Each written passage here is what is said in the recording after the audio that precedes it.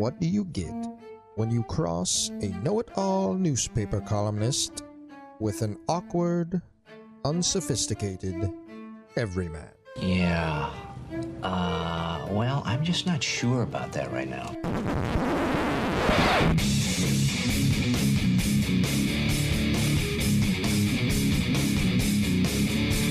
Welcome to Couch and the Rube. Welcome to Couch and the Rube, our Thursday show, brought to you by our friends at Firekeepers Casino and the Firekeepers iCasino and Sportsbook app. Download the app today, bet the games we're betting, get your first casino deposit and sports wager matched up to $500 each. Or if you want the Firekeepers in-house casino experience, just go on down just near Battle Creek off I-94, Daisy's Tap Room and Sportsbook. Unbelievable Vegas-style experience right here in Michigan at Firekeepers Casino. Our Thursday show also brought to you by our friends at Front 43 Neighborhood Pub and Cask & Company Kitchen and Bar. That's just north of Frandor near the Lansing-East Lansing border. Incredible place for a happy hour to watch some games on this weekend. Like Sunday night, you're worried about Michigan State, you're going to need a beer, you're going to need a meal, something to console yourself. Front 43 and Cask & Company is the place for you. Jason, how you doing, brother? Why don't you write something? Huh? Why don't you write something? Hey, man. I was thinking the other day about if the Lions were complete ass, like how bad this year sports-wise would be so far. I mean, so far it's 2023, the end of it, but it's just a bummer. It's a bizarro world situation. Like MSU hockey, which has been horrible for a decade, is all of a sudden in the mix. Yeah. The Lions, which haven't won anything since you and I were 12 years old, are now like in play. Haven't been 9-3 or whatever since 1962. Yeah, it's crazy. It's everything is backwards and upside down. And MSU basketball obviously off to a is Izzo making start. this like unspinnable for you? You know what I mean? Like when I read your 3 takes in your column, like after I'm like, damn, Izzo's putting Couch in a tough spot. Like he can't even. I'm not here to spin Izzo's world, and you know what I mean. Yeah, try to make people feel better about a catastrophe that's happening. Yeah, no, I mean I thought Izzo coached a really bad game against Wisconsin. I mean, I think there were a few things that went wrong. And he was in a tough spot, yes, because of the Malik Hall illness, and he said he probably shouldn't have played him, and he didn't practice at all leading into the game. You still don't start Carson Cooper and Mady Sissoko. Because I thought I was stoned to the gills when I saw that lineup. I'm like, that can't be right. Yeah, you're just 3-on-5 offensively, and you don't give yourself a chance to get off to a good start on that end of the ball at all. And you're already struggling there, and it just – It's you struggle to get going at the beginning of games, and that's the lineup you throw out there. Malik Hall, I mean, is Xavier Booker, is he, you know what I mean? Like, how sick was he to play 23 minutes? How about 15 and maybe throw Booker out there and hopefully something happens with him? Yeah, Booker they clearly think isn't ready, and there are signs he isn't ready. I mean, anybody who's watching those games can see that, he takes some plays off, gets dunked on by guards. He's just not there yet, and I think, this was a Big Ten game, and they were looking to counter Wisconsin's size. The problem is, in today's college basketball, if you are not like somebody who can create some offense for yourself or some others in any way, then you have to be on the defensive end elite, an elite rim protector, somebody who really creates problems on it. And Michigan State doesn't have that. So you've got two guys who are liabilities on the offensive end. And it's a little unfair to Carson Cooper because I think he will grow into a pretty complete good player. At least, I'm not saying he's going to be a guy who's, throwing dimes over his head and shooting 20-foot jump hooks. I'm just saying, like, I think for a Big Ten center, he's going to be a pretty good player. But because their other center right now that's healthy and playing, and they played him together, is Mady Sissoko, it makes it worse. It makes Cooper's shortcomings stand out even more. So no pressure, Jackson Kohler.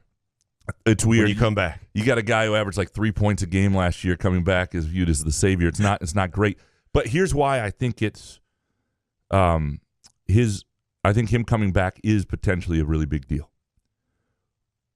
I think it'll lessen Mady Sissoko's minutes and role, which I think at this point is important. And some of it's Mady Sissoko's fault and who he is a player. Some of it's the team around him. If you had a team with enough shooting and good spacing and other guys around him that made it work, you can live with Mady Sissoko, and he can have some value if he's playing aggressive and all that. With this particular team, you really can't. It hurts you. And the thing that I think will happen is, anybody who's played at any level of basketball, and I'm talking pickup basketball, 3-on-3 with, Gus Macker, 5 random dudes, on a court with you. When you're on a court with somebody who doesn't see the game the way you see it, or just doesn't see things, doesn't pick things up. There's no instinct. There's no cuts. There's no, this is happening. This matchup is happening. They need the ball here. On the fly, being able to react. You know what that does. It's not only crippling offensively to your team and because that person is limited, but it affects you. It affects your own movement. It affects everything else. Like, I look at Jaden Akins right now, and I watch him interact with Sissoko, and to me, he looks like a guy who, doesn't trust that Sissoko sees what he sees, and so then that impacts Akins. I think there's a little of that with Hoggard too. And I like Mady Sissoko. I think he is a great dude. I think he plays his butt off. I think there is still a role for him on this team where he comes in, for 2 5-minute stints and throws his elbows around and is aggressive and makes an impact. But that's about the extent of it. I think that this particular team with its other shortcomings can withstand. I think eventually, Jaden Akins will figure it out. It's getting deeper into the season, and it's 8 games in. He's shooting 27% from 3. That's a problem. I think there are other things that are tricky with this team. Like, I've come to the and I wrote this because I really have finally come to this realization that I think right now MSU would sort of be better if they only had one of A.J. Hoggard or Jeremy Fears. I think Hoggard doesn't play as well with Fears over his shoulder. I think Fears needs longer run to develop faster. And the two, now, this is big boy basketball. Those two got to grow up and get over it, and they got to, Fears has got to earn his time and continue to grow, and I think he could still be a really good player within this year, and he's showing increasing signs of that. Hoggard, though, is a senior, and he's just got to play well and forget that Jeremy Fears is over there when he's on the court. Now, do you think Izzo wants to play Fears more and is just worried about Hoggard's mental state if he does that? It's weird. So this is where Izzo screwed up the other day, other than starting the 2 bigs. And he even sort of said it. He said the game was lost when it was 51-48, and then they didn't score for a few minutes. They cut it to 51-48, and they had this. Michigan State had this run that's driven by A.J. Hoggard and Tyson Walker. It's like a 6-minute, 7-minute stretch. Maybe a little less than that. But where they look, those two together look really good. And they're really making plays and they're hitting shots and everything's going well. There's a timeout. Hoggard comes back in, makes 2 free throws, and then they take Hoggard out of a timeout. Like, I'm not somebody, people always want players to play forever. Like, if you got momentum going, leave the same lineup in and those guys play 40 minutes, so be it. That's not really how it works. And Hoggard is a guy who throughout his career has struggled to play through fatigue more than other players. And that's where he gets sloppy. But you just had a full media timeout. You're coming out of it, shooting free throws. You're finally back in the game. Give that guy 2 more minutes to run. Don't go to Jeremy Fears because it's his turn.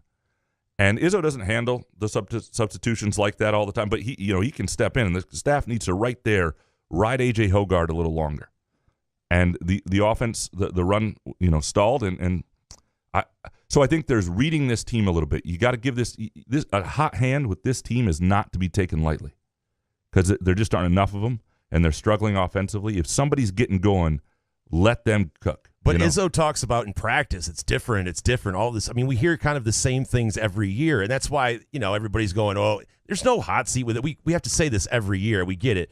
But if Izzo's going to blame himself in a post-game presser, then, yeah, we have to blame him and ask some questions because this team gets off to slow start after slow start, and it's frustrating. And it seems like the body language of these guys isn't great either. So it's tough.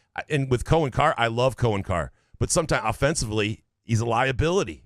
And is it great for him to be out there? It depends on what lineup is out there with Cohen Carr, right? I mean, so Cohen Carr is also, I think, hurt by the makeup of this team right now. Yeah. Because if he was the only garbage player on the team, and again, that is not a put down. A garbage player is the great garbage player from our era was like Cedric Ceballos, going way back. Wow. Like a guy who finishes around the, scores around the rim, putbacks. July topic. Transition. Yeah, right. Named the most obscure garbage player in the NBA history. And that's who he is. Now, he hit that jumper, that 15-footer from the elbow. Like, he needs to do more of that because take every open shot he gets because I think he can hit them, and it will change the way defenses play him, and it'll change his role. MSU will be able to play him more. On a different team, it wouldn't be as detrimental to have him in the game offensively. But he, again, makes you 3-on-5 when you've got one of the bigs and him in the half court a little bit.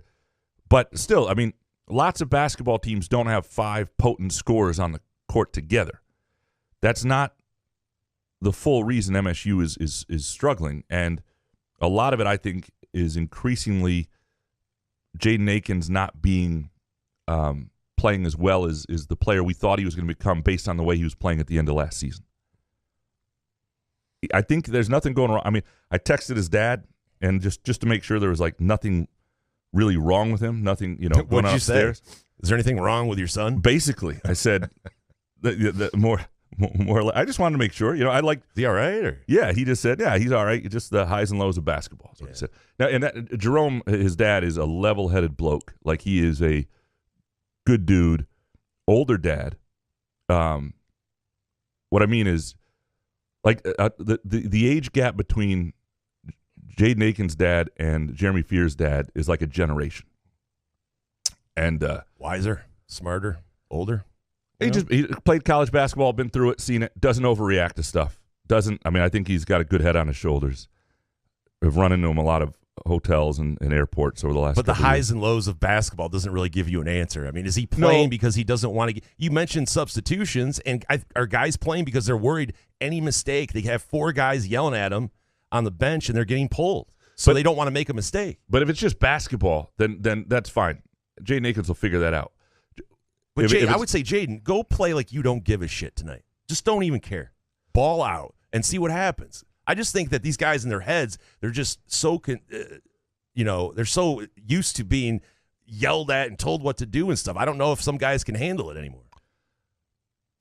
Jaden Akins, early in the year, he had 11 rebounds in the game, 8 rebounds in the game. Like, go attack the glass like that. Live there, make an impact. The rest of the stuff will probably come if you're doing that, and you'll be really hard to take off the court.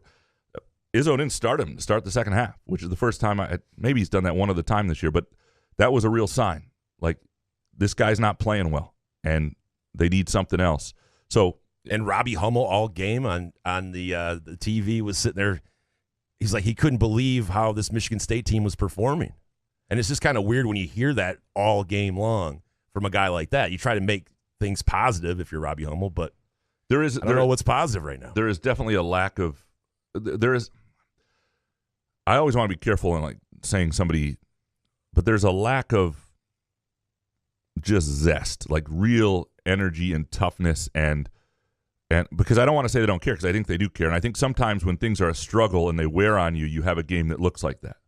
And I do think Malik Hall being under the weather plays into that a little bit. Wisconsin being better, like I'm going to tell you right now, and we're about to get into, before we jump into the Groovy Donut Twitter questions, we're going to get into what we're betting this weekend, presented by Firekeepers in a moment. The futures odds on Wisconsin to win the Big Ten, not a bad play, because they're still like plus 1,000, I think.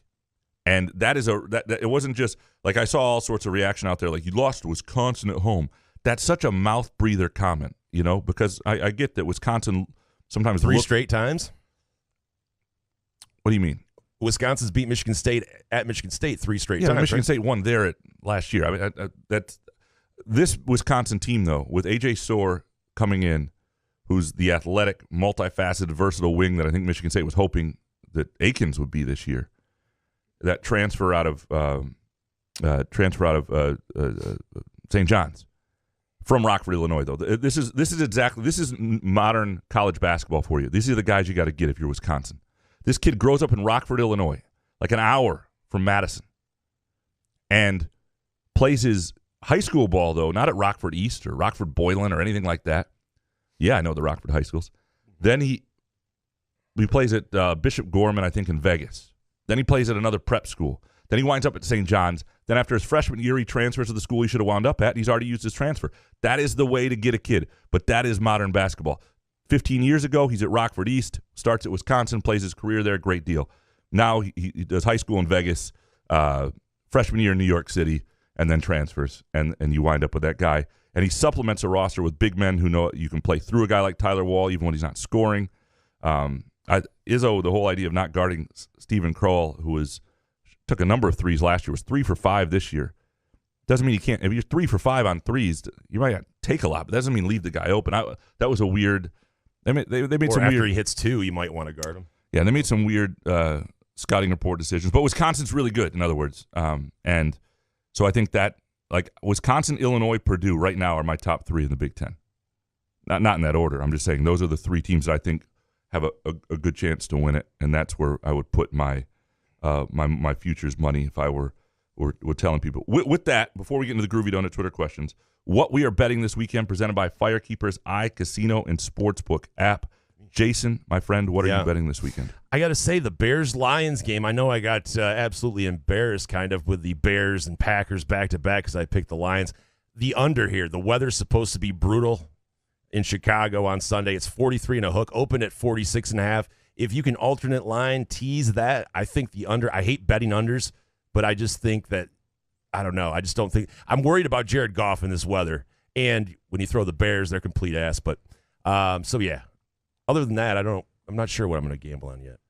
It's I can't I can't trust the Lions. I think I do have the 49ers in a lot of teasers and like money line parlays against the Seahawks. Like I trust them. Maybe the Dolphins too. A little bit home against Tennessee, but I trust the 49ers at this point. And I've been burned by, sometimes you trust the Lions on Thanksgiving Day and that burns you, things like that. But I'm 10.5 though.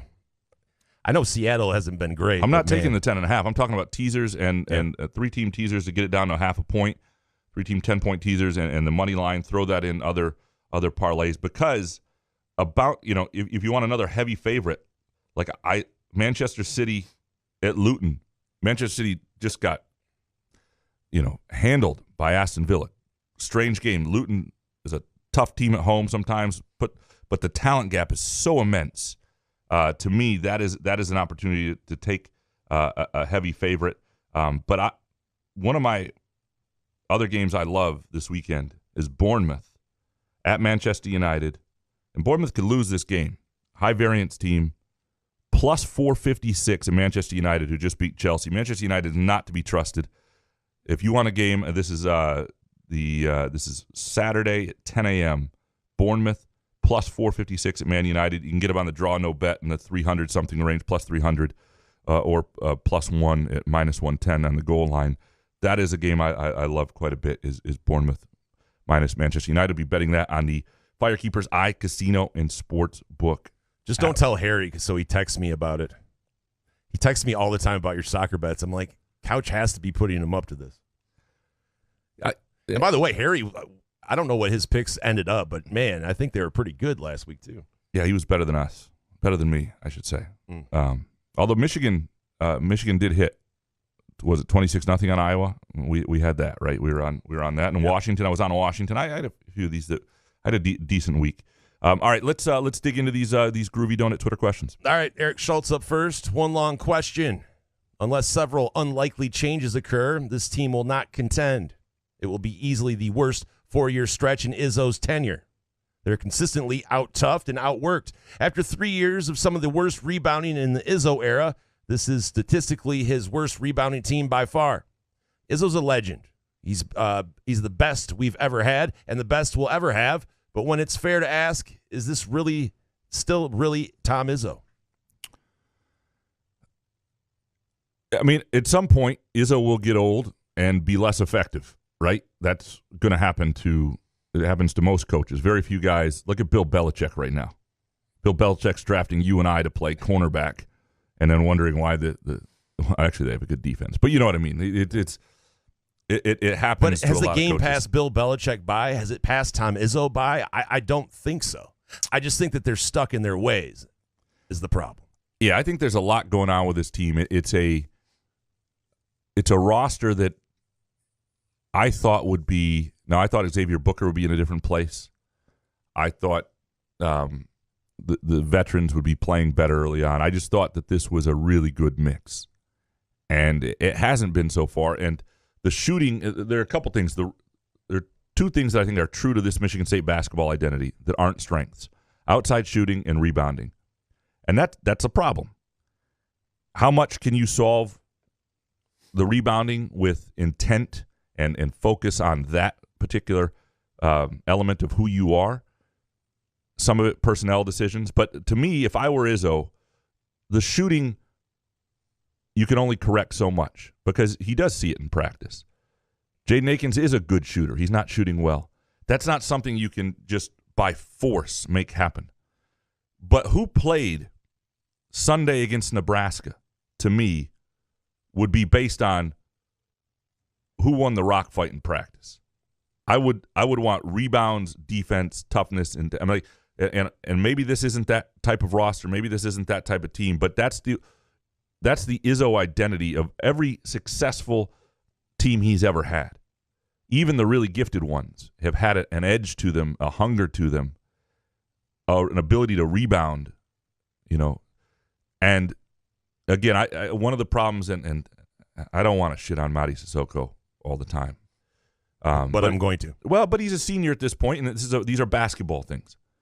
I mean, because he's not that long, and because his hands aren't very good, a lot of rebounds escape his hands and escape him. And that's also a problem. Cooper is a better rebounder than him.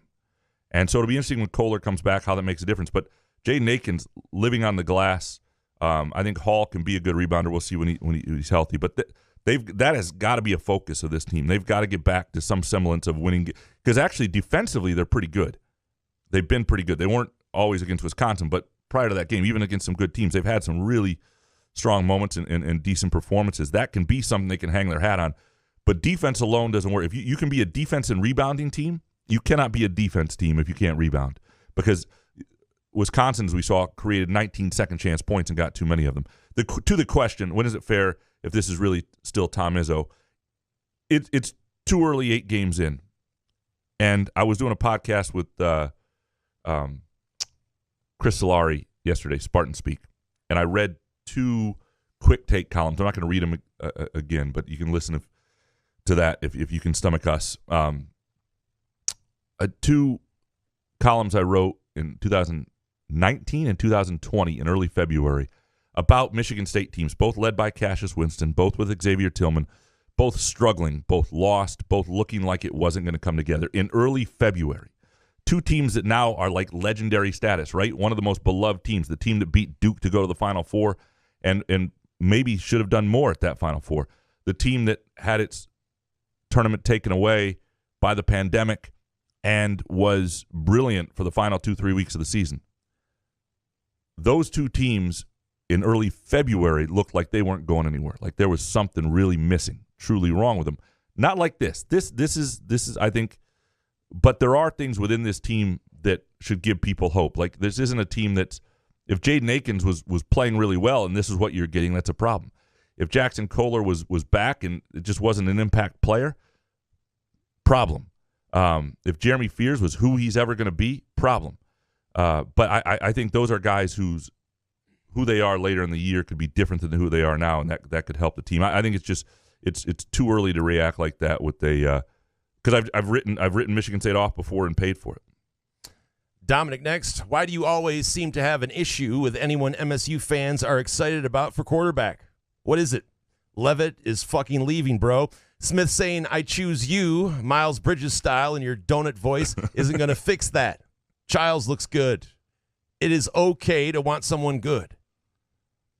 It's Childs, right? Did we find out? Yeah, it's Childs. It's not Chiles. Maybe for us it'll be Chiles forever.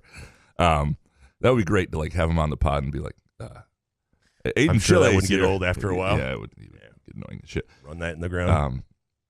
No, you should be excited for people. You're right. I do shit on that stuff sometimes. I don't like illogical, irrational exuberance for whatever reason, or people to be happy. Well, then get off Twitter. Yeah, I don't know what it is. I apologize, Dominic. Next one from Dominic Graham. You said last week in the future NCAA football won't be finishing Thanksgiving weekend in the future. So 2 parts. 1, what exactly did you mean by this? And 2, why do I have to waste one of 2 Twitter questions asking you to explain yourself for spreading misinformation? Appreciate you, Dominic. What I meant by this is my understanding is in the near term, college football is going to start its season a week earlier. And this isn't finalized or anything, but these are discussions that have been happening because they're going to a 12-team playoff. They don't like the way the calendar is going to be in the first year of the 12-team playoff. It goes way too deep into January, and they want the whole season to they want the season to finish about where it does now, but with a 12-team playoff. And to do that, you really have to start a week earlier. And the reason I know this is not only have I heard a couple other reporters talk about it, but from talking to Mark Ewell, who's the head of the Michigan High School Athletic Association, when they were in discussions with Michigan State about, in the Big Ten, about having the Penn State game at Ford Field on the Friday of Thanksgiving weekend, which adjusted the high school state playoffs to Saturday and Sunday instead of Friday and Saturday, which a lot of people liked, actually, but I don't think they do. They did. Sorry. We'll fix that in post. Cockburn. They were sort of assured that this was a one-time thing, and part of the reason it's a one-time thing is by the time it's an option again, even in a couple years, college, it would be the Big Ten championship game would be on Thanksgiving weekend, not the final season of the regular season, not final week of the regular season. Last one from Dominic. Jason, why does Graham capitalize up to 2 Twitter questions? Stop yelling at me, homie. I do what I want to do, bro. And it's cute and adorable when I use all caps, Couch. I only do it because I send out the same tweet often calling for Twitter questions or hot takes, and so people don't actually read it. They just see it, hot takes, Twitter questions, and just when I don't do all caps and I don't phrase it a certain way, I can say up to 2, and the majority of people do like 15. So that's why I do Hans it. Jurgen. Hans still did 15 this weekend. Professor next. Bazooka to the head. Does MSU make the NCAA tournament? Yes. Bazooka time. They haven't lost to a bad team yet, and James Madison's a good team. And they're not. I mean, if this is who they are all year, it'll be a struggle. They'll be I think better than bubble team, but barely. But I think they will grow into something a little bit more. I think there's just too much talent relative to a lot of other teams. I think they'll safely be in the tournament. But the fact that it's early December and that's a question being asked, and I think a fair question, tells you where things are right now. Next one from the professor. You are named czar of the MSU Hoops team tomorrow. What are immediate changes you would make? Lineup, rotations, offensive game plan, etc. Yeah, I mean, and you don't get Jackson Kohler back yet. But Cooper is the starting center. I wouldn't make that, and the problem is he's not really ready yet to be a 30-minute-a-game guy all the time, and he can get in some foul trouble. But I would look at some smaller lineups here and there. I would look to try to play to your – it's like Michigan State has almost – and they're not playing well enough, so this is going to seem weird, but they have almost too much depth sometimes in the backcourt. I think that's part of why – they haven't found a rhythm there. But then play your best players. I would try this. I would really take a look at playing. You've got to have some semblance of size, but also playing my 5 best dudes at times. And make other teams guard that. See if that lineup works on the floor. I would want to see if right now you've got 8 games to know what you are and to know you have to become something a little different. So you need to start looking at ways you can be different. And does that mean going pretty small sometimes with, Hall or Cooper at the 5 and then 4 guards around? I want to see what that looks like. I want to see can you create a team that's very different offensively that can still defend. You're not rebounding anyway. Who cares how big your dudes are if they're not rebounding? And, can you rebound based on intent? Can you defend enough there? Because I think they do have, like a guy like A.J. Hoggard, this is where he's a real advantage. You're talking about a 6'4" point guard with some girth to him, right? Like, let that dude guard. He can guard a little bit bigger players. So that's one of the things I would look at. I I would try to pressure more. I would try to create something a little more. I still think this is a team that in transition just isn't living enough in transition and needs to do so. But a lot of it would be, you can't start Sissoko because of what that does to who they are offensively, and I would just have to permanently understand. What about starting Jeremy Fears? Sure. I mean, off to a good start. I don't hate a lineup with Fears, Akins, Hogard, Walker, Cooper running the floor. I don't hate it. It's a small, undersized lineup, but you think Tyler Wall is going to guard Jaden Akins running around?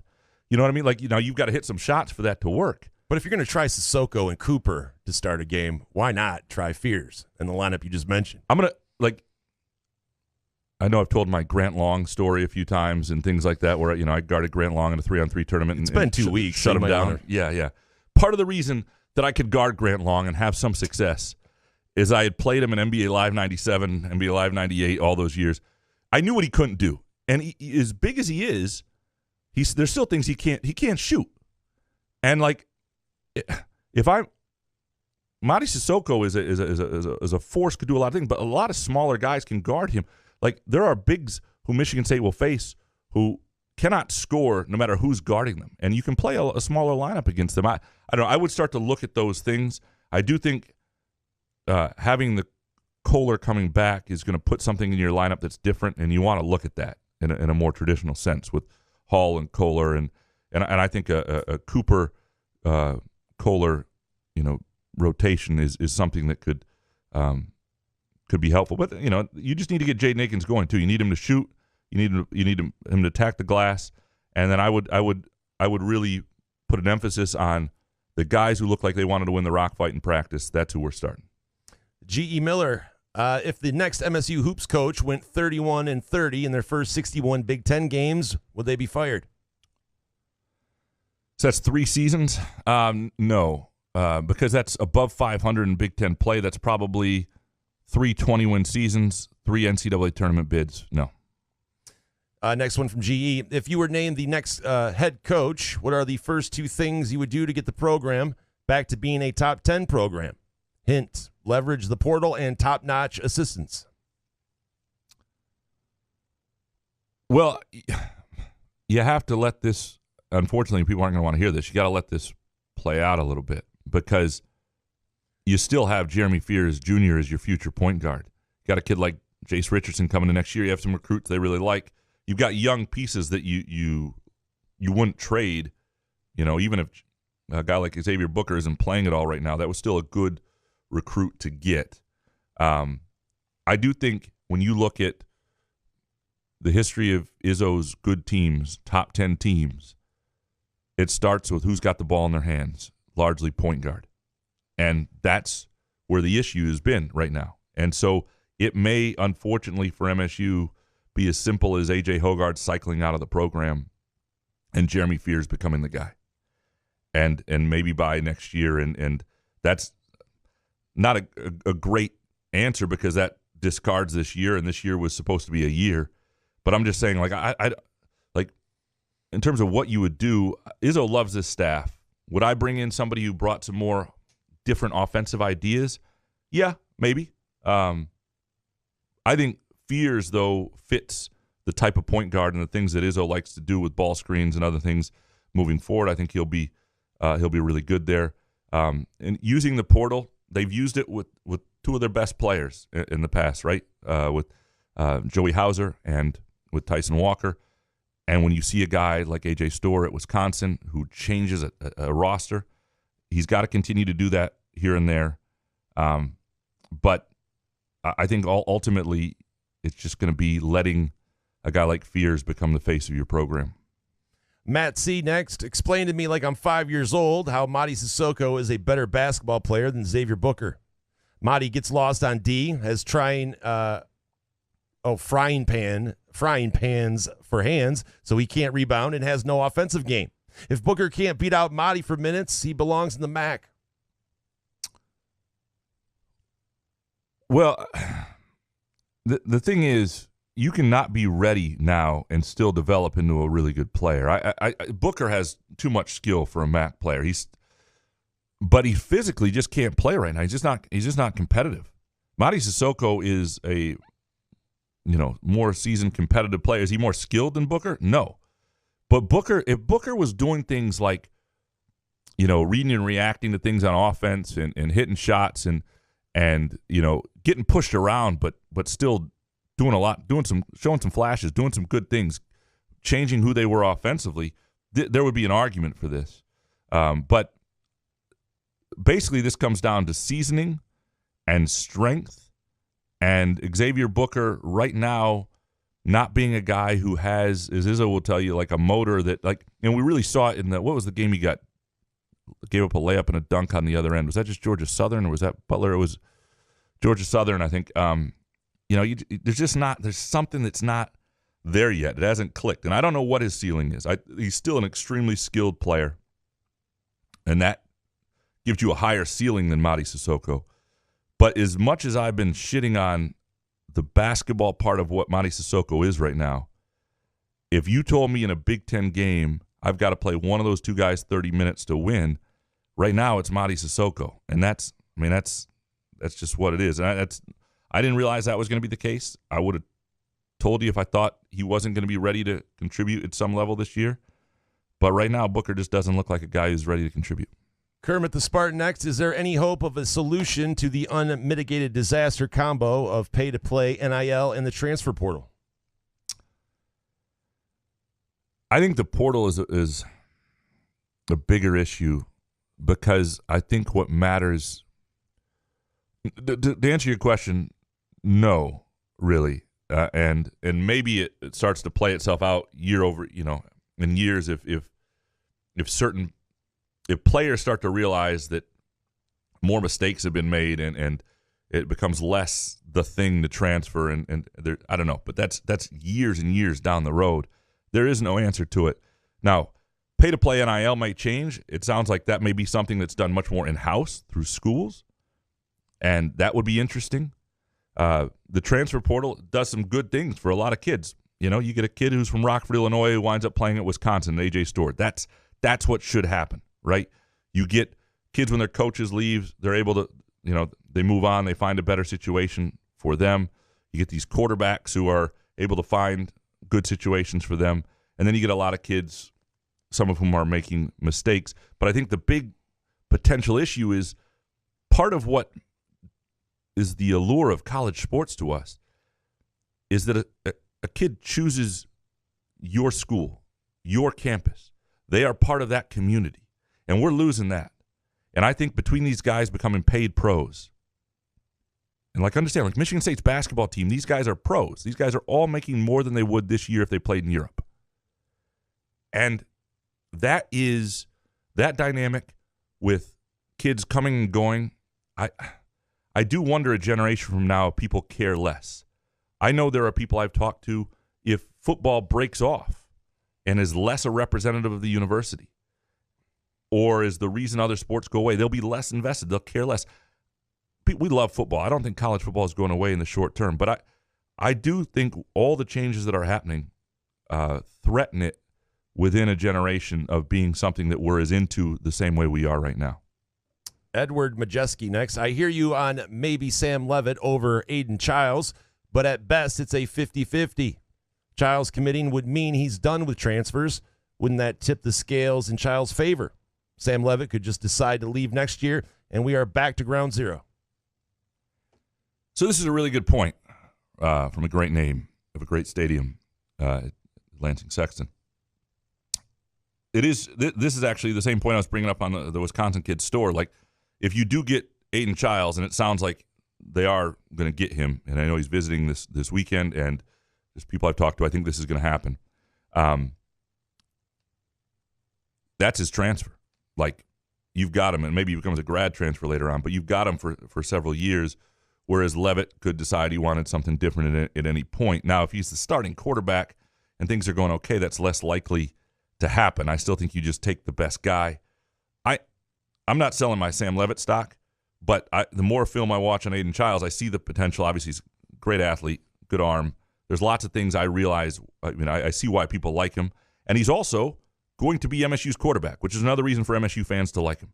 And I think he's got more upside, certainly, than a guy like than Katin Houser showed. From that standpoint, recruiting a young quarterback who's already played somewhere else and uses their one-time transfer on you, in some ways, is the ideal way to do it. Ed, with this one, how different would this MSU basketball team look if Jaden Akins was the three-point threat we all assumed he would be? Got to assume the spacing gets light years better with a dead-eye shooter in the corner. Yeah, they're still guarding him, though, like it. So I don't know. That's a good question. I think they're more hurt by not having a four-man who people are worried about in the spacing. That's a really good, important thing to watch, though, and I will, because every picture I have of Akins missing a three, he's still being defended like a shooter. So I don't know yet if the spacing is really being affected because of the way he is playing. Now, it will at some point. Spartan, 18770. If Saban wins the national championship, does he retire? Would you retire if you were Nick Saban, if you won this? What else is he going to do? Yeah. It would have to be health reasons. Like his heart couldn't take it anymore. A doctor would have to tell him that. And still, even then, I think he would coach. Yeah, it's weird because these guys don't have anything else to do. Right. Right? No, it's like Izzo. They get treated like royalty. Why would you ever give up that job? If he wins the Natty this year, fuck. And you've got the machine going a little bit, and you've gotten it back. And not only that, after everybody thought Georgia overtook you, you beat them in the SEC championship. If you win it this year, I get this from a storyline perspective. It's like saying, I was the king until I walked away. That's a nice thing to be able to say, but I also think he would keep coaching. Spartan, if Harbaugh wins the national championship, is he still a fat lying cheater? I mean, he still would be the guy who was overseeing the program that had the sign stealing saga, and certainly is going to be suspended, I think, if he's back for a good chunk of next year. Welcome to the blue wall. Yeah. You can't say it. He's a cheater. You can't say it. Well, fat is me. I'm not calling other people fat. I mean, I'm sitting here like a tub of lard on this chair, and I'm just not going to call another person fat. I mean, Zion was a big deal because he was a huge guy, and I just broke my chair. Mojo Jojo next. Did the College Football Playoff Committee unintentionally start the mega conference era by slating Washington, Big Ten, against the Texas, SEC, and Michigan, Big Ten, against Bama, SEC? I mean, that's one of the things that will be interesting going forward is, and I'm not even sure when they can start conference versus conference matchups. I don't think it's in the first round. But, yeah, no, it's – yeah, look, it sucks. I mean, this should be the Pac-12 forever. It is going to be fun, some of these matchups, but it's not better for the Big Ten. It's not better for anybody that the Pac-12 is going away, and these are becoming more and more two super leagues. Mojo, is there any chance Phil Parker, a Spartan alum and former player, leaves an iffy Iowa future for a bright one at alma mater? If I were Parker at Iowa, you'd want to know in your own timeline versus Kirk Ferentz, but he's got a pretty good deal, and I don't have a source there that says that's something that's actually going to happen. Obviously, the MSU connection is real. Jarrett, do you think Washington's coach goes to the NFL after the season? There's so many jobs open. NFL jobs? Yeah, you always say that's like these guys. How do you pass on an NFL job? But he's got a great situation at Washington. But he's going to have to do it with another quarterback after Penix, and he's true. Leaned on Penix for a long time. Yeah, I'd be curious to see what his actual career ambitions are. He's been a college guy. What if he follows Penix? Just whatever Penix team goes. Whatever team he went to. I'm your guy. Yeah, I could. Guys do that.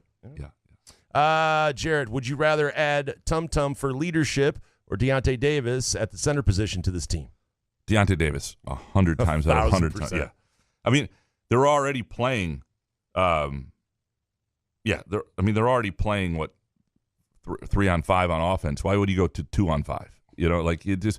The leadership is for team morale. Leadership's a great thing, but Tum Tum was not a great leader in certain ways at the end because he wasn't a good enough player to be on the court, and everybody knew it. And he was great at the fact that nobody overslept their alarm clock. Everybody was at the team meetings. He was. I mean, and I think I talked to Todd Simon, who's the head coach at Bowling Green, who's from the Lansing area, and he's got Tum Tum on his staff at Bowling Green, and he thinks Tum Tum is going to be an incredible coach. Like the way he interacts with people and recruits and everything. But is a point guard. Deontay Davis affected games. He was a big part of who they were and late in that season, especially. But I do think. Yeah, no, there's nothing. No, sorry. To Uper next.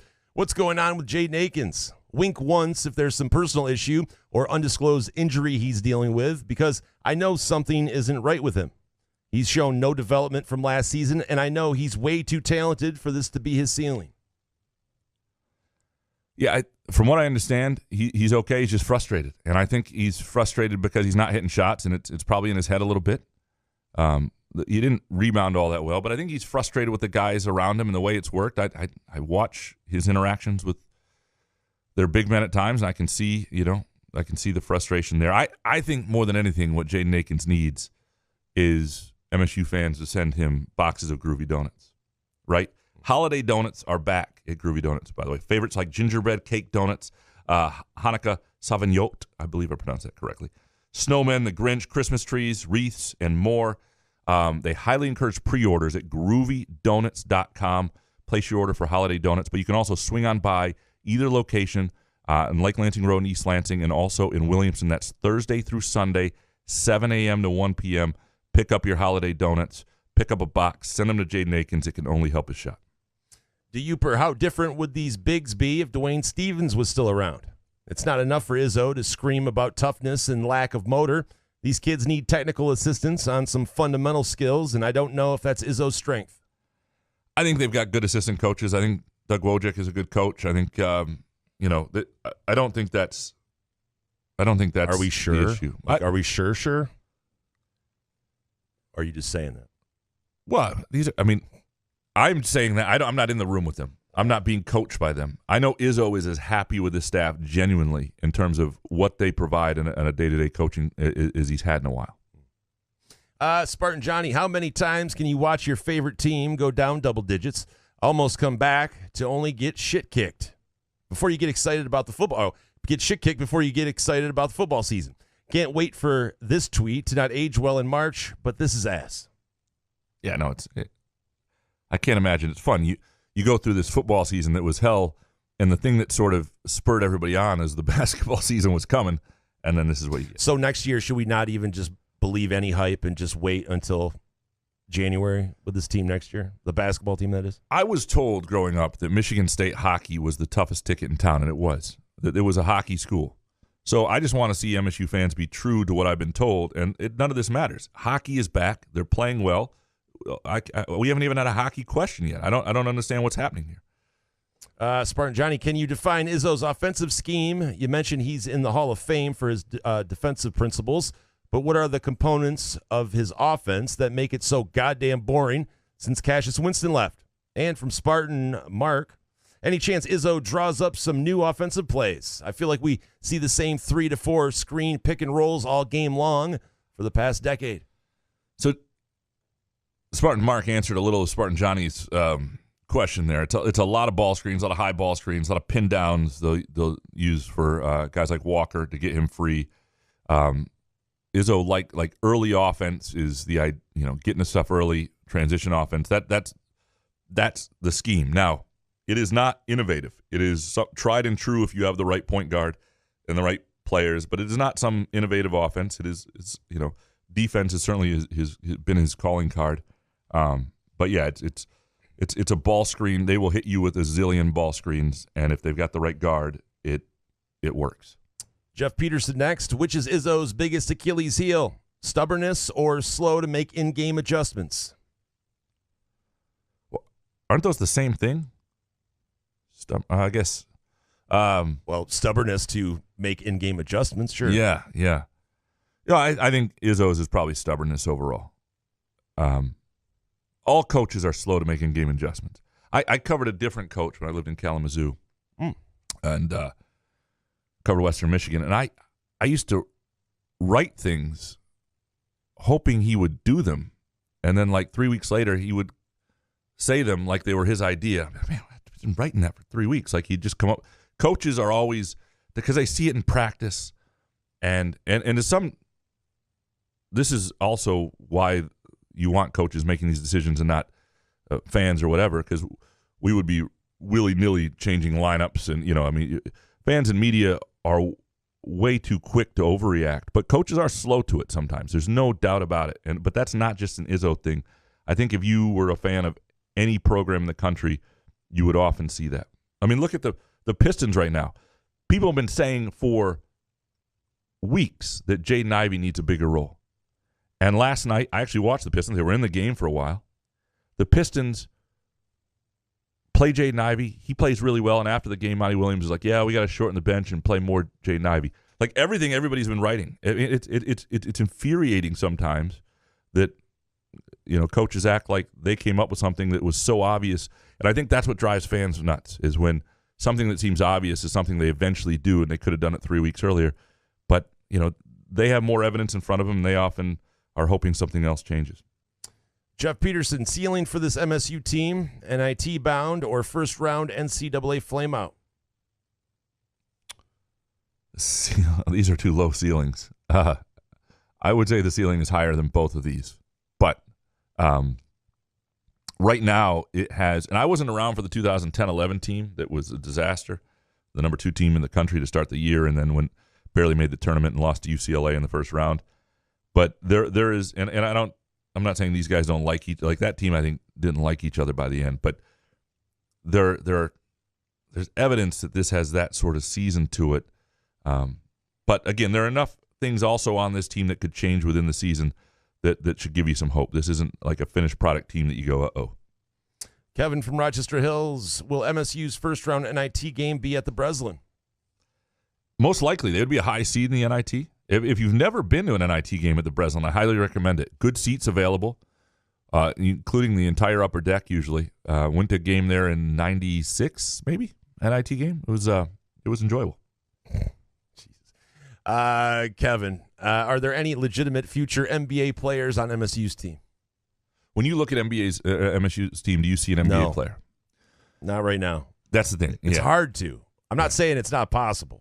Right. But right now, no. Yeah, there could be a developmental player. I mean, obviously, we don't know what Jeremy Fears will be. The young guys, you just don't know, right? They're really young, but there's no one and doneers certainly, and the older guys, like that's I think what makes AJ Hoggard so infuriating to people is that there will be a game where you look like that guy shouldn't be starting. He shouldn't be the guy, and then in the same game you'd be like, could that guy play in the NBA? And like you can't have those very two different players playing in the same game in the same body and not being able to count on one or the other. Had a text from Jeff Heward a little bit ago when we were talking about this. He said it's all Foster Lawyer's fault, by the way, which he's not wrong in the sense of this era of point guard and everything that's going on now was created by the Foster Lawyer recruitment and that not working out, and then them not believing in Hoggard to the point that they brought Walker in, and he was going to be the point guard, and then Hoggard was good enough that you move Walker off the ball, and now Hoggard's not always good enough. But it all begins with the guy they replaced Cassius with. Corey Ostrom next. Should Xavier Booker be playing more, and should he have played Tuesday? I know he's not ready, but he could at least after shots and be could at least alter shots, and be a threat offensively. The best experience is game experience. He needs to play and be coached through mistakes like till Kohler is ready. Maddie, ain't it? I mean, from a curiosity standpoint, I would love to see them throw a game and play Xavier Booker 25 minutes. I think they would lose that game right now. But I would love to see what it looks like. I would love to see him have to hang in there. And that's not really how you reward players. And not the rest of the team will be annoyed. But I do think, you might grow faster that way. What we think of Xavier Booker just isn't who he is right now as a college basketball player in terms of physical readiness. And but I get it. Like, when Sissoko's out, the problem is, for all the stuff I'm saying Sissoko doesn't do, in terms of hanging out of the ball on rebounds, and the play that he had early in the offensive rebound putback dunk he had against Wisconsin over a player, you're not getting that from Booker right now. Like, there's still things that Sissoko gives you that Booker doesn't. Corey Ostrom next. Is it possible there is a defensive coordinator in place that is currently coaching and wants to complete the season or something similar? Getting awful close to signing day, and MSU has held on to the majority of the defensive personnel to this point. Gives me anxiety. I think it could happen any time. It wasn't among the coaches that was announced today, and I have a sense that Jonathan Smith knows where he wants to go with this. Not because I know Jonathan Smith at all, but he's hired some of the defensive staff, which is interesting, which you sometimes don't do, but you got to do at some point because you got to recruit and it's a hard thing to put together. I am very curious where he is, what he's thinking on the defensive coordinator. If he's got something already in the works, is it a guy who's, I don't know. That's a really good question. Or is he still trying to figure out who he wants and he's interviewing guys? I really don't know where what's going on, or if he's at a place that's coaching in the playoff. I guess that's possible. If he's a position coach there, you're probably not going to take a guy that's coaching, because the only person who wouldn't leave right now would be somebody who's like in the playoff. And you also aren't going to get a defensive coordinator from a sitting playoff job. It would have to be like a position coach moving up if there's somebody he really likes. I have a hard time, given the salary pool they have, to believe that they're not going to go get a sitting defensive coordinator. And so I'm guessing it's not somebody who's still playing. Steve, next. Should Izzo and staff visit a Robin Fralick camp on up-tempo basketball? 3 years of MSU running the same top-of-the-key pick and roll does not work. What happened to pressing full roster basketball? So if you have not seen Michigan State's women play yet, it's worth it. They're beating people like 90-45, 100-45. They haven't played anybody yet. Like, I got an email today. Somebody said, asking for more analysis on women's basketball, and I'm planning to go to the Central Michigan game. But it's like if Michigan State would be 8-0 if they had played the schedule that the MSU women's basketball team has played to this point. Her style is fun to watch, though, and there's no doubt about it that's, I think, going to be a really good thing for MSU's women's team. Bo McJunkins, how could MSU be considered a blue blood by being a 500 Big Ten program lately? 4 years of this BS. Duke doesn't do this. Kansas and Kentucky don't do this. Those schools don't need 3 or 4 months to reach their potential either. Well, MSU is not a blue blood. Blue blood is like of noble birth. MSU is a one-coach program that's competed with the blue bloods. It's treated like a blue blood at times because of what Izzo has done. But they're not a blue blood. The thing is, though, they never were before Izzo. And the big thing is about the post-Izzo era that I have questions about is right now, as long as Tom Izzo's there, they're able to recruit without having the highest NIL payments, but they still have a pretty good salary cap, so to speak, with top donors who are going to support Izzo as long as he's there.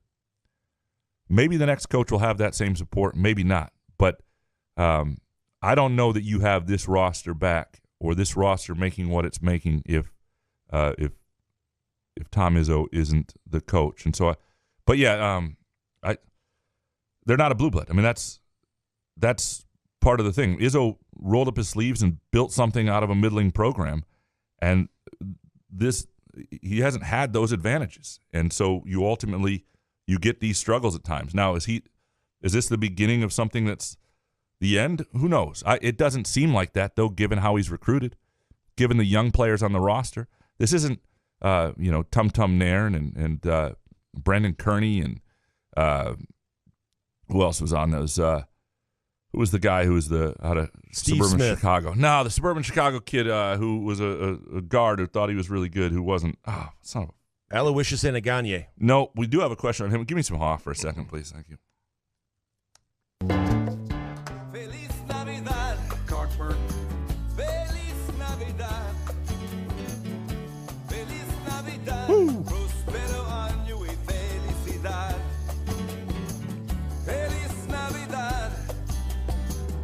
Elvin Ellis is the name I was looking for. Elvin Ellis, Javon Best. Like that's not who he has coming in, or is the freshman. So the evidence isn't that he's not still churning them out. They haven't been as good as late. There's no question. The last 3 years they have not been as good as they were. Next one from Bo. I'm tired of every lineup being shorthanded somehow, whether it's the inside game or a group who can't shoot. Are we missing Dwayne Stevens more than we realize with big men development? I should have tied this into the other one. I like Dwayne Stevens is a good coach. There's no doubt about it. I mean, that's there for a long time. Developed a lot of big guys. Was somebody who defensively had Izzo's mind in a lot of ways as well. But yeah, I don't know that that's it. Zeke's fan page. What is the lowest point you've ever seen the MSU basketball fan base at? So it's hard for me to I don't recognize what MSU fans were feeling when I was 12 or 13. Like when the Fab Five was rolling and MSU was in the NIT in 93. Like, is that it? I don't know. Like, Twitter wasn't around. I was a 13-year-old who was a semi-front runner who could, I liked MSU, but hell, I didn't, I could jump on the Fab Five bandwagon back then or whatever. It was, so I don't know what it felt like back then. In other words, there were probably lower times than this. I think there was a real fear in the 2013-14 stretch when the recruiting was down and he was missing out on Jabari Parker and Jahlil Okafor and those guys that the end kind of come. But it has to be like 80s, early 90s, when Michigan was rolling and Michigan State was kind of crap. That has to be it. Next one from Zeke. Rube, would you serve a 2-year stint upstate in exchange for a Lions Super Bowl win right after your release? Zeke, would you kill your dog for a Michigan State natty? You know what I mean? Like, what the fuck? Cracker Sofa. Hold on. But would you? No, hold on. No. Cracker Sofa. Is this the lowest MSU basketball and football have been at the same time since the turn of the millennia? Next comparable year I can think of is 2016, when football went 3-9 and basketball limped into the tournament as an 8th seed. And from John Rambo, how much is the shitty football season adding to the early level of despair the basketball fan base is feeling? And from Ken Chu, is Spartan basketball more disappointing than Spartan football was? I'll start there with you. Does this feel like this is more disappointing than the football? Yes. Yeah, of course it is, because we knew after Mel Tucker was fired that it was going to be a process, and we were looking forward to the basketball season like we always do. Yep. So, yeah, it's a bummer that they're playing this way. Yeah, no, I think that I totally agree, and I think even before Mel Tucker was fired, we had talked about like a 6-6 season. There was this relative understanding that it was not going to be anything amazing, and basketball was supposed to be your nirvana. It was, in terms of the lowest basketball and football at the same time since turn of millennia, again, I wasn't paying attention in parts of the early 2000s, covering a different program, living happily in Kalamazoo, blissfully. But when they lose to George Mason, that's 06, I want to say, right, in basketball, and then the following year is the final year of John L. Maybe there's some doubt, some stuff that's not great, and so it's a good question though. There's been some. I'm trying to think of when the funk has been the worst, but yeah, no, and there's no doubt that the shitty football season created a despair, because what MSU has always had that most places don't have is basketball to rescue football, and you count on that and you rely on it, and you were supposed to have it and you didn't. John Rambo, these MSU basketball struggles can't last forever. The team we saw in the Sweet 16 against Kansas State has to still be in there somewhere, right? I mean, there's evidence. I mean, look what they did in the second half against Arizona. There are when people ask if this is a bubble team, this is still a team that would, on a given day, with the veterans they have and certain, I don't want to say firepower because offensively they're pretty stagnant, but spurt ability and they're not even that good offense. We have seen, though, there is the potential to play at a very high level for a period of time. And so, yeah, it's still in there. But what they lack, Joey Hauser, is not just the shooting, it's the basketball acumen and who he was to that team, a much bigger deal and sort of a puzzle piece that they're struggling to live without. Some dude, number one, why does Graham feel compelled to project his love for things onto others? Examples: soccer onto Jason, Hallmark movies onto the general populace, Sam Levitt onto Jonathan Smith. Graham: Coach Smith probably knows what he's doing at the quarterback position. He didn't connect with Levitt for a reason. I do like to project my love for things because, I mean, I'm trying to share great things in the world with other people. Like, I believe Jason would like certain soccer matches. I believe many of you would like Hallmark movies, and Sam Levitt is for everybody. But look, Jonathan Smith made a calculus that Aiden Childs was the better prospect, and he may be correct. And so I don't think there's what I've seen from Sam Levitt, not selling that stock. And when he's at Nebraska, lighting up the Big Ten and bringing the Huskers back to the prominence they haven't been since, Frank Solich, we'll talk again.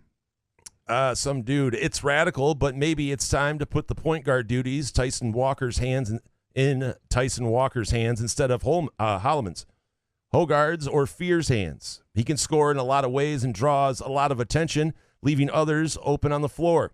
We can have a scoring point guard and a better overall offense. Yeah, maybe. I mean, Walker would wear down. He's like a 6-foot slender point guard. You see him wear down at times. You can't put the whole thing on him. Now, he was brought in to be the point guard, and he can be a really good point guard. And he was great at the end of games last year, or at times last year when Hoggard was out. And that's part of their issue this year is he is not that point guard because it goes to Fears, and Fears is not as good as Tyson Walker was at the end of last year. So they're not as good even when Hoggard's out of the game as they were a year ago, late in the season, because they stopped giving the ball to Holloman in those pivotal situations. But they need more than Tyson Walker. They don't need more of Tyson Walker, if that makes sense. Ken Chu, why the fuck is Dolly Parton so in our faces right now? I've seen it a little bit. I don't know what's going on with Dolly. Do you know? I don't know. Does she have something coming out now, or like a book, or? I'm a big fan of Dolly record, Parton, so I don't. Would you? I said I'm a big fan. No, I mean, if you weren't married, would you? I said at her age right now. I said I'm a big fan of Dolly, but no. But that's what every guy when they saw her on Thanksgiving singing whatever the fuck it was, Hard Candy. We Christmas all looked at each other. Yeah. We were like, would you?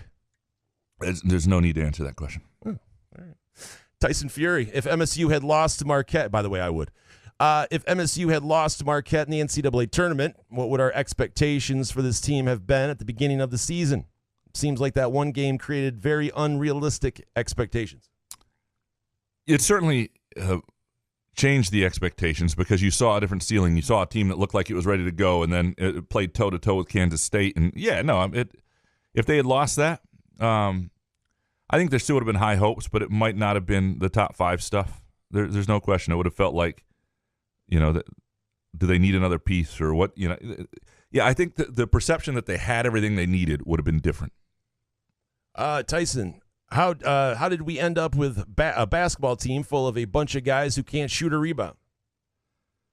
That's a fair question but they can do it in practice, though. But yeah, and Izzo's seen it. Yeah, they're actually really good, players. It's just they're not playing that well at this level. And confidence is a thing. There's no doubt about it. Like you watch a guy like Trey Holloman airball shots in a game, and that's not who Trey Holloman is a functional basketball player. But no, the rebounding thing I think is the shooting thing is part of who they are, and they're going to have to address it and work to find ways around it. But there's only so much you can do for that. The rebounding thing, I think there's enough on this roster that they ought to be better, and that ought to become a major, major focus. I mean, their guards ought to be really good rebounding guards. Their bigs ought to be okay. Again, Sissoko's hands are what they are, and that's always going to cost you 3 or 4 rebounds a game. David, next, would you agree that Izzo's personal relationships with his upperclassmen bias him against making the correct choice of playing a younger player more who is playing better? Did that make sense? Yeah. So in other words, the idea that he likes the upperclassmen so he doesn't play younger players who are playing better. The thing is, like, as well as Fears played at times, the best they were at point guard in that last game was that 7-minute stretch with A.J. Hoggard in the second half. So, I mean, I think what he understands is right now, and he may change his view on this if Hogard played okay in the last game, but if things don't change or Fierce continues to play better, but right now their ceiling is tied to A.J. Hogard, for better or worse. That may be the wrong approach. I mean, at some point it may be time to jump ship on that. But I don't think it's personal relationships with upperclassmen. He's also an underclassman, wants to keep recruiting guys, and he wants those guys to. Yeah, no, I disagree with that. David, how many games a year are worth losing so that non-NBA caliber juniors and seniors don't pout about playing time? You're not going to win more games playing, Garrick Norman and Xavier Booker right now, and asking a guy like Cohen Carr to create on the wing. That's not what's going to happen. The real question is, I think, Fears. Now, the center position is one thing with Sissoko and Cooper. They went to Cooper over Sissoko for a while. They went back to Sissoko. Cooper played 29 minutes. Sissoko 13 in the last game. You got to hope that that's, again, the understanding of where that needs to be going. But the point guard position is the real question here. And right now, and look, I've said it before. If you take A.J. Hogard off the roster, I think MSU is fine because I think Fears grows into this season maybe quicker. If you take Fears off this team, though, I also think Hogard has a better season. Todd Truesdell next. The issues with 3 of the 4 MSU upperclassmen did not happen overnight. Are you starting to become a bit surprised that Izzo didn't hit the portal? He can't be surprised with their development and performance. Practice started months ago. Yeah, but I think he sees in practice something different. And I've been at a few practices where it looks okay. Now, part of it is these guys get to run the whole time, right? It's 5-on-5, your whole rotation. And but yeah, so no, it's the problem with Hogard is that it's sort of been the problem with his whole career to some degree. And how likely is that actually to change? That's what I think is most concerning. It'd be one thing if Hogard was a sophomore. He's a senior. Next one from Todd. What kind of NIL deals does Rutgers Hoops have going on? Yeah, they got the number 2 player in the country. That's good for them. Look, I'm happy for Rutgers. They lost out on some guys, whatever. But isn't that kid from New Jersey, though? Yeah, I think so. Yeah. But still, look. That's good, but still. Yeah, that's how Izzo built it originally. He needed a bunch of guys from Flint, 40 minutes away. BG Greenfield next. These last few MSU teams look nothing like how Izzo built his programs. Why don't we have any more Antonio Smiths or Aloysius Anaganyes? I'm going to tell you right now, if Antonio Smith played in this era, the number of missed layups he got that resulted in offensive rebounds would drive people insane. And Aloysius Anaganye traveled 12 times a game. And had 2 fouls before tip. Yes. Yeah, but you're right. There is a tough, but yeah, those guys play football now. That would be my answer. JD, when does football season start? Spring ball. I think people will be into spring ball this year. Don't you? Yeah. Have to be. Yeah. JD, why is Solari exceeding the rate limits, retweeting every offer every MSU player in the portal receives? There's better activities to do with your hands and phone. Just ask Mel Tucker. Yeah, we Solari is getting grief for this on a Twitter, a text exchange I'm on to a text group thread. Why Solari does certain things, we stopped asking. Solari is Solari. Let's take a really quick break. When we come back, more of your Groovy Donut Twitter questions.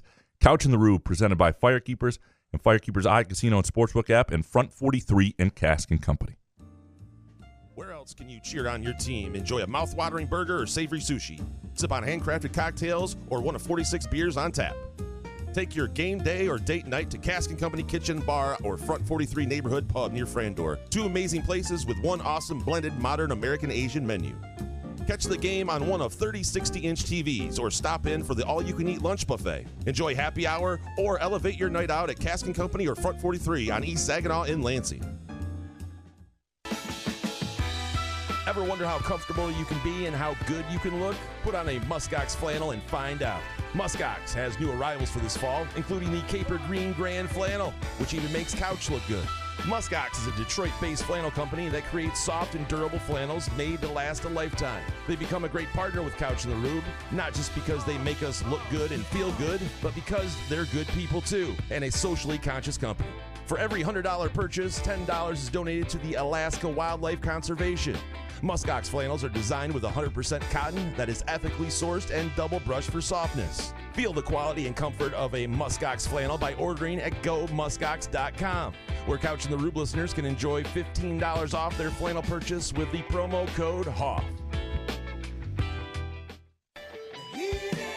Firekeepers Online Casino and Sportsbook is the site to play. Get in on the action with pre- and in-game wagering. You can go green or blue on Saturdays or Lions on Sundays, plus hockey and hoops. Get your first casino deposit match up to $500. Plus, bet $5 on sports and get $100 in free bets. Terms and conditions apply. Must be 21 or older and located in Michigan.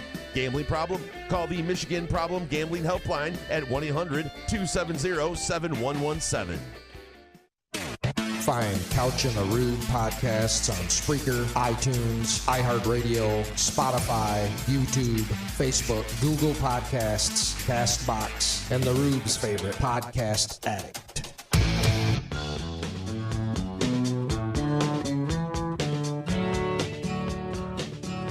Couch in the Rube, presented by our friends at Firekeepers Casino and the Firekeepers iCasino and Sportsbook app, and our Thursday show brought to you by Front 43 Neighborhood Pub and Cask & Company Kitchen and Bar, where you can enjoy great happy hour specials every day, 3 to 6 p.m.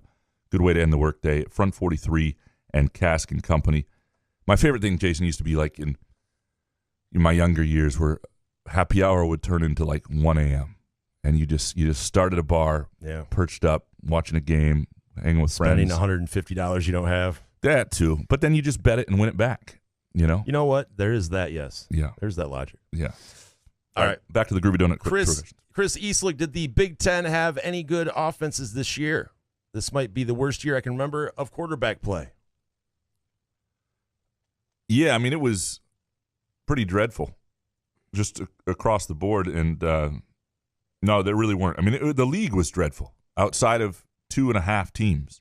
I don't remember it being this bad, and that's where it's sort of like is they bring in more talent and better. It's hard this year to say, oh, the Big Ten should stand pat. Well, that Big Ten sucked, and that shouldn't be what exists. Next one from Chris. Can someone make a statement or something from SD4L and say there's a plan moving forward? Yeah, this is a really fair question from Chris, and SD4L is the NIL collective. I'm trying to do something on this now on just sort of where MSU is in the NIL space and what needs to happen. And it is right now seems like an opportunity too. You got a new coach, like try to drum up some support, but ultimately it's going to be donors who have to do a lot of it. And fair enough though. The organization of that has not been inspiring, and it's not that there's not willing people. Like, you know, the big donors who are giving money are giving their own money. There's a will to do it. They want MSU to be successful. They want MSU athletes to be successful. MSU's basketball team is SD4L. Like, that is happening because of SD4L, not the 4-4 record, but the NIL situation. But communication's not been great. And this is where I think if what the NCAA president, Charlie Baker, just said about the idea of NIL coming under the roof of universities, where each athlete would be paid up to $30,000 a year. I mean, you could buy the NIL rights and have them in-house. While that proposal is interesting and it'll probably be tweaked a little bit, one of the best things for places like MSU and a lot of places where, you know, they don't, the schools themselves don't have control over who's running this, the organization of it. You know, there are really good people at MSU. A guy like Darian Harris, for example, would be fantastic at sort of overseeing all of the NIL space and the collective space if he had that sort of control. He doesn't. And so I do think there are some advantages of that. We'll see where it goes. But right now, in present day, when they get Aiden Childs, I don't know that that'll be SD4L, but that says that there's something okay with the collective. But I do think right now is a missed opportunity for SD4L. Munfield Keg next. What did we do to deserve MSU sports in 2023? Will 2024 be better? Hockey is a good start. Can't be worse, I don't think. I've said that before, and it's been bad, but you got a new football coach. Next year will be more enjoyable in football. I can pretty much promise it.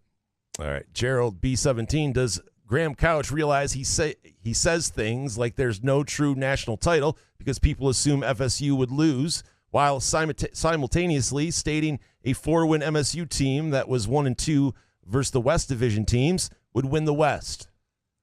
Yeah, I'm not consistent in my takes. I've never been. That was one of my favorite, though. MSU could have won the West. They could have won. I still stand by that. I mean, I understand why it sounds ridiculous because they did go 1-2 against West teams, but they outplayed Iowa for most of that game, and Iowa won the West. That's sort of my general point. Gerald, how differently would we feel about Izzo if he won his title in 2010 instead of 2000? I feel like a lot of love is because he instilled hope that it would always be like that. Would Izzo have lasted this long at Kentucky, Kansas, etc., or fired by now? Again, Kentucky can't. No, I mean Izzo was almost fired in year 3 at Michigan State, so who knows? But if you talk about if he had won it in 2000 at Kentucky, Kansas, or Duke or wherever, would he lasted this long without winning another? He's won enough. It would be tough. He doesn't seem like a guy you'd fire. Yeah, I mean, like Izzo created what is, right? That's the thing that's tough for people. And I think especially is he's been around longer and longer. If you're a younger person, you don't know anything different. Your expectations have always been this. Have always been to win big. And I think there's a generational divide in that sense with the fan base. Would it be different if you won it in 2010 instead of 2000? Yeah, for sure, because it would be more recent and it would feel like that was something that just happened. 2000 is getting a long way away. Cracker Sofa next. Why are recruiting services allowed to rank players as 5 stars when they cannot contribute to a collegiate basketball team the second they step foot on the court?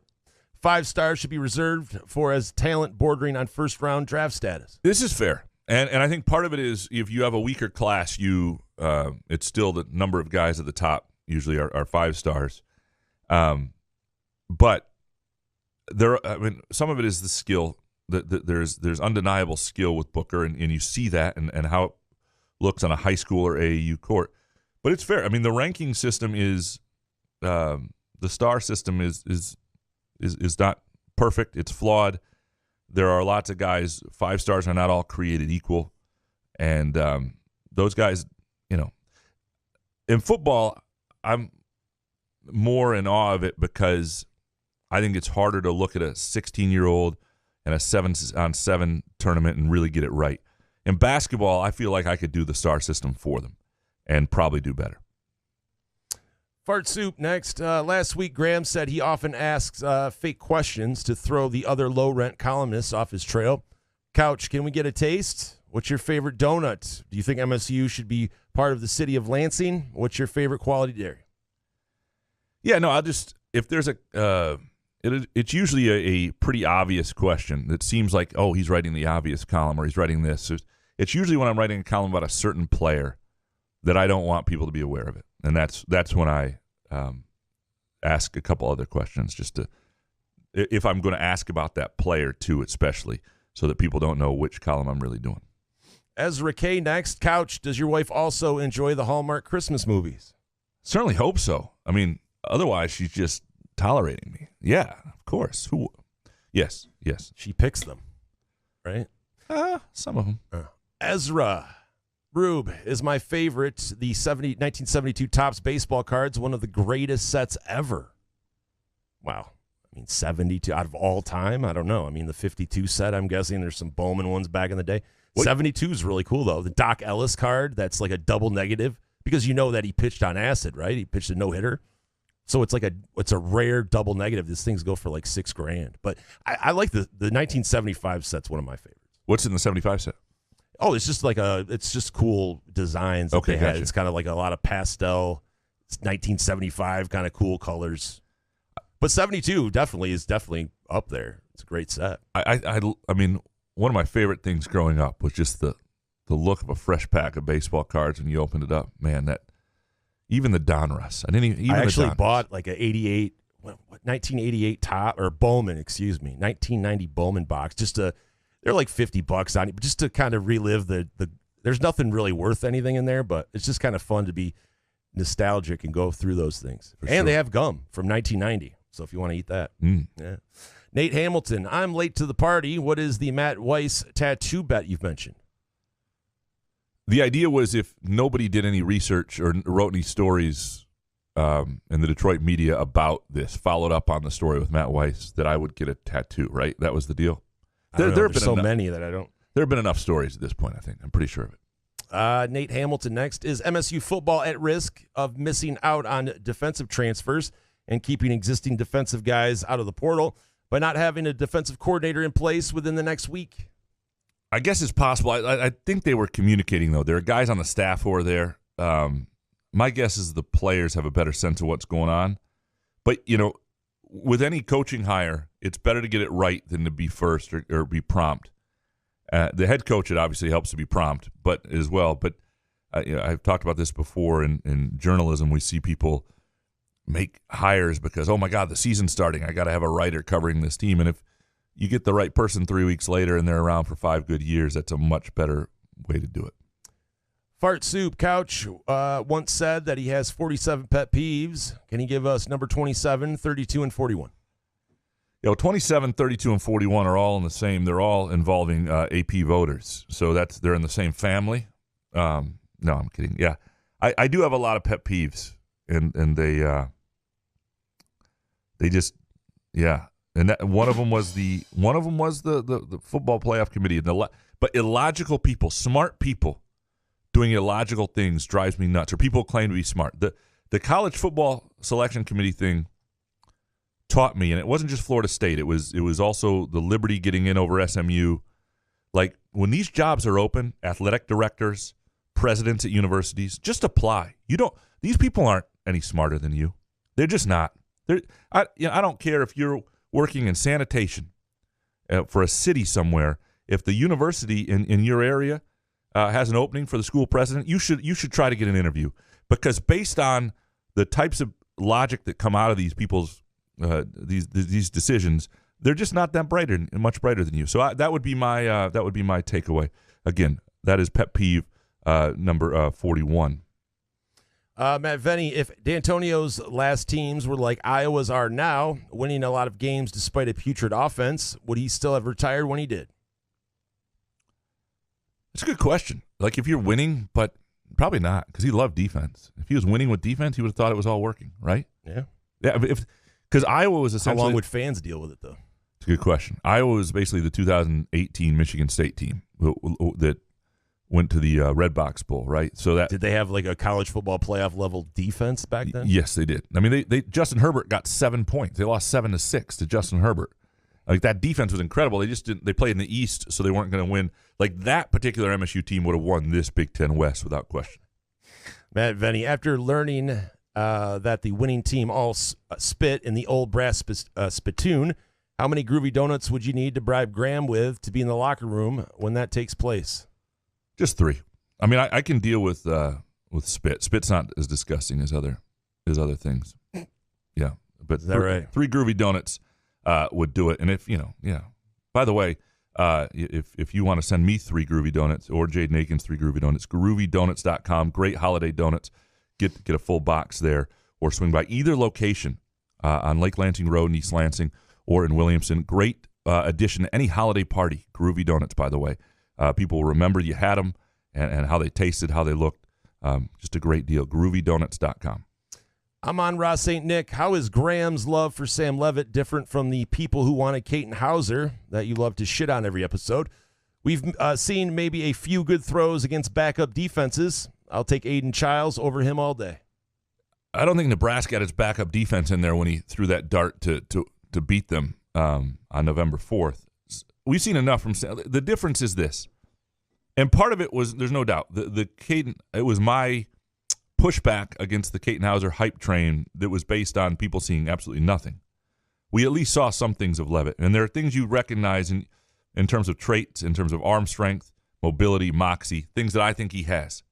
We'll see. I would put a fairly sizable bet on him being a really good quarterback at his next stop, and that's what's different. I don't know that who will be better, Aiden Childs or Sam Levitt. But Sam Levitt's moving on. Aiden Childs is coming in. I'm going to be covering Aiden Childs. I hope for his sake he's a great quarterback. There's evidence that he has a lot of skill and a lot of talent, and is a really could be really good for Michigan State. Amon Ross, say, Nick, please find out why the Sparrow reindeer aren't lit up this year. That's a fair question. I don't know. I didn't realize. Give me some Hoff. Let's call him. Yeah. I don't know. I didn't realize that was happening. It must be one of those things with the new U of M hospital logo or something. They're anti-reindeer, Michigan. Pigskin Scoop. Can MSU start selling beer at Breslin? What's a realistic expectation for 2024 Spartan football? I think these were two questions, but beer. I need to check on the beer situation, and I keep meaning to do so next time. People are going to need it. Yeah, by January there ought to be lots of beer flowing at Breslin. I think that's only fair. Miller. The realistic expectation: give me 7-5. They get to a bowl game, they win 7 games. People feel a little bit better. Miller, who in the world approved a blue glowing light emanating from the Spartan head on the bottom of the new scoreboard? I didn't even realize. I guess, yeah. Solari. It was a Solari deal. Yeah, that's a good point. Yeah. Blame Solari. Miller. Trey Holloman's field goal, 3-point, and free throw percentages are all better than Aikens this season. Why does he have to keep proving himself? Well, he scored 2 points against Wisconsin. Yeah, and then he airballed a couple. Like, he had some really good open looks. I mean, those are moments for for Trey Holloman. If Holloman wants to sort of step in front of Jeremy Fears or be a guy that, wait a sec, is this the guy that needs to be taking more shots or have the ball in his hand more? When he gets those moments, he's got to make plays, and he didn't. I mean, I still think Trey Holloman's going to be an important part of Michigan State's program for a couple more years. I commend the kid for sticking around. I think he's a good player, but I think Aikens is a more important player for this particular team. Cracker Sofa, how is Coach Izzo supposed to recruit elite talent when there are 2 examples of 5-star McDonald's All-Americans riding the pine or not getting their share of minutes to seniors who wouldn't see the court on the worst Kentucky, Duke, Kansas, and UNC teams? It's fucking embarrassing. I think we romanticize the worst Kentucky, Duke, Kansas, and UNC teams because I've seen some teams there that aren't that good. I mean, Jabari Parker, for example, played on a team that without him is probably in the freaking NIT. And there have been Kentucky teams that have not been that good. 2 5-star McDonald Americans riding the pine. I mean, again, that's an evaluation of other people. And look, nothing I saw from Xavier Booker when I went to do a story on him when he was playing against Fears in St. Louis or on TV or in practices or at Moneyball or anything made me think this was what was going to happen for his freshman year. But it sounds like it's a motor thing, and it sounds like his parents are on board. And, Booker, I'll say this, Booker financially, too, people wonder, will he transfer? Booker is doing very well NIL-wise through SD4L. Better than anybody else on the team, from what I understand. Like, he's not going anywhere else. He'll have time to develop, and he's getting compensated for it. Dave Lakin next. Graham, has Harlan Barnett been retained by Jonathan Smith? In what capacity? If not as DC, doesn't it seem backwards for Jonathan Smith to have named a defensive backs coach and a defensive line coach before selecting who's going to orchestrate the defense? Yeah, it is a little backwards in that sense. But is he waiting for someone to finish their season? It's possible, but also lots of head coaches do this. Lots of times a coordinator leaves. You're not going to replace your whole defensive staff when you bring a new coordinator in. This is much more common even though logically it would make sense. You'd think to have the coordinator and build out from there. For Harlan Barnett, the last I spoke to Harlan, he was sticking around. But again, I don't have that. It wasn't on the official release today, and so I don't know if anything has changed. Cucker Tarleson, heard that Sexton is thinking about discontinuing their band programs. What are you going to do about it? Yeah, I mean, go back in time and kill school choice so that there are enough kids that are, into band that are at Sexton. That's what I'm going to do. But it sucks. A couple other people alerted to me about this.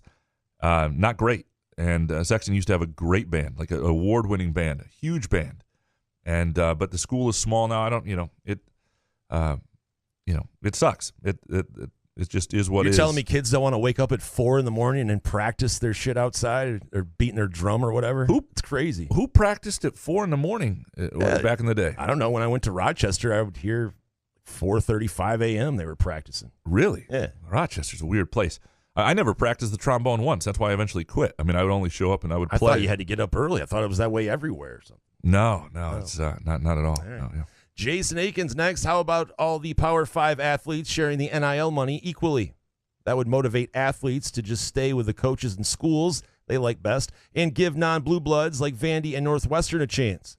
Right now, NCAA is heading to an MLB system of having the haves and have-nots. It's been there for a long time, though. Yeah, I mean, in a perfect world, this sounds like a cool idea. That's not. It's not what's going to happen. It's just not. And these are all greedy little entities on their own, and it's not what's best for what's good for the goose is good for the gander. If that's what that phrase means, I don't actually know. But that's not where it's going. It's going to get more and more pronounced.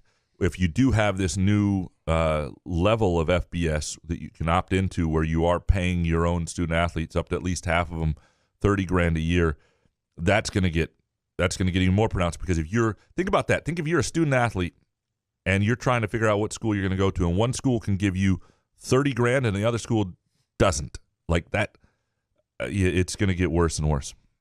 Jason Akins, is there a way to tape games on Peacock? No, but you can watch the replay. Like, I came home from the game the other night and just fired up Peacock, and the replay was right there, and rewatched the whole game. So it's there for you. You don't tape it like a DVR, but the replay is there. Tyrone Plum, cooler moment of the week. My students finding out I dated my teacher in high school and cheering for me, or my students telling her she was never good enough for me and making her mad. She did steal my dog, so kids, just give them coffee and they will kill for you. Love my job. Tyrone, you have a fascinating life. Yeah, dating your student. I think you'd brought this up once before, but the fact that he dated a teacher in high school is something. There were lots of teachers you probably wanted to date in high school, right? Zero. Zero? I didn't have a hot teacher, no. Never. I mean, Mrs. Blake, but she was pregnant the whole year. Yeah. Tyrone Plum, is Graham my soul animal? His 1990 Celebrity Station wagon, my 85 Buick Century wagon, both pulled over for speeding. I had to max my car out at 85 plus just to make it up to the top. I got the first ticket, then 50 minutes later got another trying to get up the mountain again. Yeah, soul animal, spirit animal. I'll be whatever for you, Tyrone. I appreciate you. Yeah, but we've all been there with those old first cars, and I miss that wagon. I do, and I mean, probably not. If I got in it today, I'd be like, oh my God, look at all these crumbs and look at how shitty this car is. But back then, I'm nostalgic about it. Hans Jurgen, what is the latest in the Mel Tucker saga? He has exhausted his legal options. Has he called Giuliani? Who the fuck is that? Giuliani, I think is what he meant. He misspelled. Will Tucker be exonerated and you will be forced to issue a retraction? Mel Tucker's been pretty silent of late, which tells me there's probably things happening. His lawyers told him to shut up. Yeah, or they're working on something for him. Yeah. So, but I do not know what the latest is. Hans Jurgens.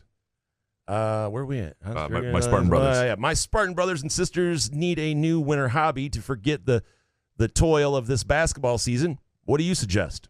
I hear blood sports are a good way to be present. Do you enjoy seeing a matador gored as much as I? Yeah, I would recommend hockey. I mean, it can be bloody, but probably better than matador being gored or any blood sport that you haven't previously been into. Hans, didn't you know this basketball team would suck and just blew smoke up our asses to sell subscriptions and donuts? Actually, yes. It was a meeting with the LSJ staff with Groovy Donuts. We got together, and we were like, what can we do to sell donuts and subscriptions? I'll tell you what, let's bank on A.J. Hoggard. Hans, what angers you more, my failure to follow the two-question limit or my support of America's team, the Tottenham Hotspurs? #COYS. Coys. Yeah, no, my venom towards Tottenham has lessened a little bit. I think they changed coaches. I like their style of play. They lost Harry Kane. I feel a little more for them. I don't like them, but I don't hate them. Jake Hawkins, have you guys fixed your internet? I had some damn good hot takes, and they couldn't get read because of internet issues. Well, Jake. We haven't fixed the internet, unfortunately. We got to keep moving. By popular demand, here are the takes from Jake Hawkins. Number one, my take from college football championship weekend was, damn Georgia for blowing it and losing, because I wanted to see one last traditional Rose Bowl of the Big Ten versus Pac-12 before the realignment. Also, why did some offensive linemen wear jerseys a size too small? 2, now we should all know why Mike Valenti picked up a chair and threw it on the floor when Chase Young was traded to the 49ers. The Lions could have used his help yesterday in the Big Easy. Also, because of the bullshit roughing the passer call. I'm worried about the NFL's future.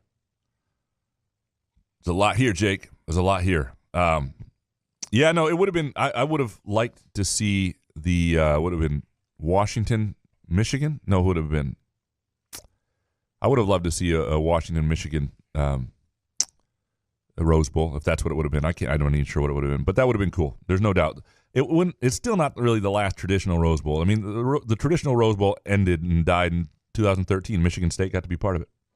Jake, how pathetic is it that MSU is just barely above 500 in Big Ten games and only 61-41 since Cassius Winston left? Knowing that record sounds like a guy who's been listening to Valenti again. It's not pathetic. I mean, there's a lot of, even at 5, I mean, it's not good. It's not inspiring, but pathetic is like Minnesota and Nebraska last night playing basketball, and Nebraska blowing that game to Minnesota. They're actually better than Minnesota, I think. That's pathetic. What Michigan State is doing may be frustrating. Pathetic is too strong. Next one from the Hawks. Since you said that you were once in contact with actress Sharon Lawrence, did you ever ask or tell her that her character on NYPD Blue was killed off too soon? How did you ever feel about that? I felt bad that Sipowicz was left widowed with a young son. In fact, she just texted me last night. We're like text friends now. It's absolutely fantastic. This is. Do you remember Dennis Franz? Like, it was a big deal when he showed his ass. Yes. Remember? It was like 93. They showed it on like cable. It's network TV, excuse me. But it was like, what? That's the first thing we got to see was Dennis Franz's ass? Yeah, that was the beginning of... Dude, he makes you and I look like an 8. No offense to Dennis Franz. Great actor. Well, Sharon is actually friends with what is going to be the new MSU president, who's coming from North Carolina, where she went to school. So she sent me a little note about that as well. But yeah, no, she did get... They did kill her off too soon. And not only that, I hated all the things they did to Sipowicz. Like, by the end, it was too much. They killed one of his sons. They killed his wife. Like, at the end, you're just like, this guy was suffering, and all I wanted was good things to happen for Sipowicz. And can he just have a normal day? Yeah, one episode. It didn't. Yes, they did kill Sharon Lawrence off. He went to work, came home, had dinner. Yeah. That's the episode. Upper Deck Jerk Guy. Will the University of Michigan Ann Arbor out-recruitants finally do it in? Oh shit! I gotta look this up. Out-recruitants. The best thing about Upper Deck Jerk Guy, when he gives me these words I have to look up, is at least I'm comfortable searching them in a search bar and knowing they're not like some porn word. It's extreme self-conceit is what that means. Will it finally do Michigan in? I do think it doesn't help.